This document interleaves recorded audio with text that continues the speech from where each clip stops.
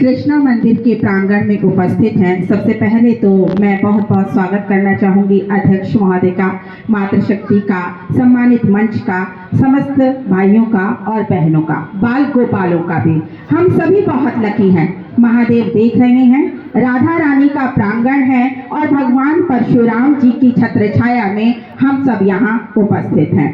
एक बहुत छोटी सी और बहुत महत्वपूर्ण बात, संस्कृत का एक श्लोक है, निंदन्तु नीति निपुणा यदि वस्तवन्तु लक्ष्मी समाविशतु गच्छतु वा यथेष्टम अथैव वा वर्णमस्तु युगांतरे वा न्यायात् पथः प्रविचलन्ति पदम नधीरा।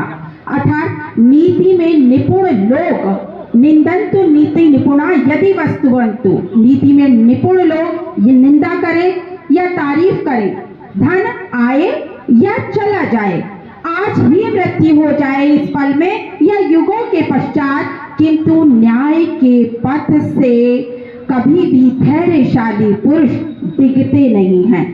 महामना मालवीय जी का चरित्र एक ऐसा चरित्र, महामना की पदवी से विभूषित होने वाले मालवीय जी भारत रत्न, शिक्षाविद, राजनीतिज्ञ, वक्ता, धर्मनिष्ठ, सत्यनिष्ठ, हिंदुत्व के प्रखर मुखर पक्षधर और साथ में ब्राह्मणवादी। हम उनकी जयंती मना रहे हैं तो अपने व्यक्तित्व में कुछ ऐसे सकारात्मक पक्षों को लेते हुए चलें जो हमारे जीवन को शुभ कर दें, उज्जवल कर दें। हिंदू विश्वविद्यालय की स्थापना, काशी हिंदू विश्वविद्यालय की स्थापना आपने की। वहाँ के छात्रों को उन्होंने देखा, कई बार बड़ी उद्दंडता करते थे। अन्य शिक्षक उनको लिख देते थे कि आपको फाइन पड़ेगा, जुर्माना पड़ेगा, 6 पैसे का, 7 पैसे का, 8 पैसे का। छात्र उद्दंड तो थे, लेकिन पैसे कहाँ से लाते? मालवीय जी के पास पहुंच जाते थे प्रार्थना पत्र लेकर, और मालवीय जी उस प्रार्थना पत्र पर लिख देते थे क्षमा। शिक्षकों में रोष उत्पन्न हुआ, हम इनको दंड देते हैं और मालवीय जी उस प्रार्थना पत्र पे क्षमा क्यों लिख देते हैं?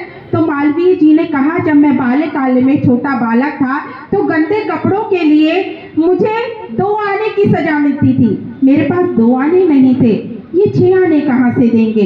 फिर उन बालकों को समझाया, उनके सामने ही गए और दीवार पे जहां उन्होंने लिखा था अपना रुमाल निकाला और उस रुमाल से उन्होंने उस दीवार को पोंछ दिया। कहा उनसे, जितनी तुम प्रिय हो मुझे, उतनी ही विश्वविद्यालय की एक एक ईंट प्रिय है। विद्यार्थी समझ गए, अब उद्दंडता से काम नहीं चलेगा। अब तो काशी हिंदू विश्वविद्यालय का परचम विश्व स्तर पे फहराना ही पड़ेगा। कहने का तात्पर्य है, एक ऐसे शिक्षक जो व्यावहारिक धरातल पर उतरकर मानवीय गुणों को भर देते थे अपने छात्रों में, और साथ में समाज को दिशा निर्देशन देते थे। मातृशक्ति के विषय में हमारी बहन बहुत ही माननीय, सम्माननीय, आदरणीय, वंदनीय वीणा भारद्वाज जी, आप कभी भी पहुंच जाइए, आपके लिए हमेशा तैयार हैं, तत्पर है। महामना मालवीय ने जो नारियों की शिक्षा थी उसकी बात की। गौरी विद्यालय खोले क्योंकि वो जानते थे, यत्र नार्यस्तु पूज्यन्ते रमन्ते तत्र देवता। उन्होंने कहा नारियां चरित्रवान होनी चाहिए, और नारियों के चरित्रवान होने से ही हमारी पीढ़ियां चरित्रवान है और हमारा समाज चरित्रवान है और हमारा देश आगे बढ़ सकने की शक्ति अपने आप में रखता है। एक बहुत छोटे से प्रसंग को साझा करूंगी और अपनी बात को विराम दूंगी।